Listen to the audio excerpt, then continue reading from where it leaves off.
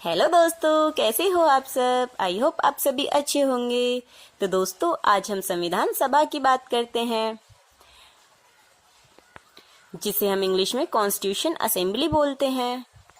तो दोस्तों, आज हम बात करते हैं कि इसका फर्स्ट टाइम विचार कौन लेके आया, किस किसने इसमें योगदान दिया, किसने इसका फॉर्मेशन किया।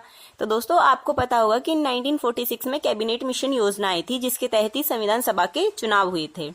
वो बात सही है, लेकिन उससे पहले भी हमारे देश में बहुत सारे ऐसे व्यक्ति हुए हैं जिन्होंने पहले से ही संविधान सभा के बारे में बातें की हैं। जैसे कि फर्स्ट टाइम सबसे पहले जो बातें करी हैं, वो जिसके विचार आया था, वो भारतीय एक व्यक्ति थे जिनका नाम था एम.एन. रॉय। उन्होंने 1934 में ही एक प्रस्ताव रखा था कि हमें हमारे देश के लिए एक संविधान सभा चाहिए।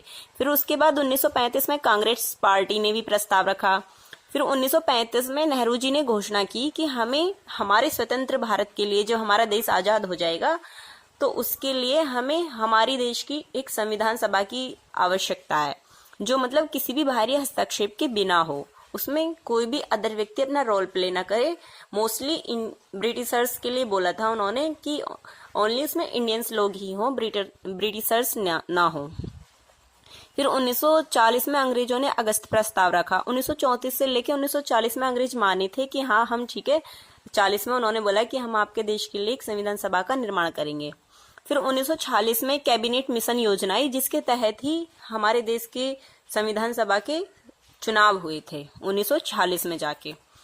फिर 1946 में जो कैबिनेट मिशन योजना आई थी, उसमें जो टोटल सीट थी 389 थी, और उस 389 सीटों में से 296 जो सीट थी वो ब्रिटिश इंडिया की थी, और 93 जो सीट थी वो प्रिंसली स्टेट की थी।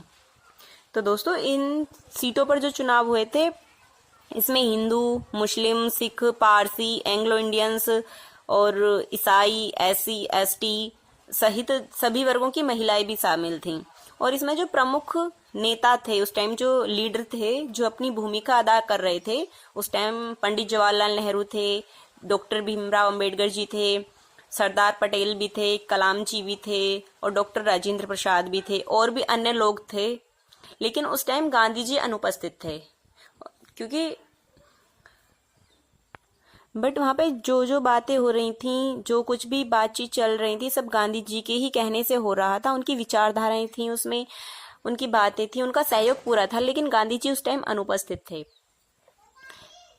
थैंक यू दोस्तों। ऐसे ही हमारी वीडियो को देखने के लिए हमारी चैनल को लाइक करें, शेयर करें एंड सब्सक्राइब करें। इससे आगे की बात हम नेक्स्ट वीडियो में करते हैं। तब तक के लिए राधे राधे।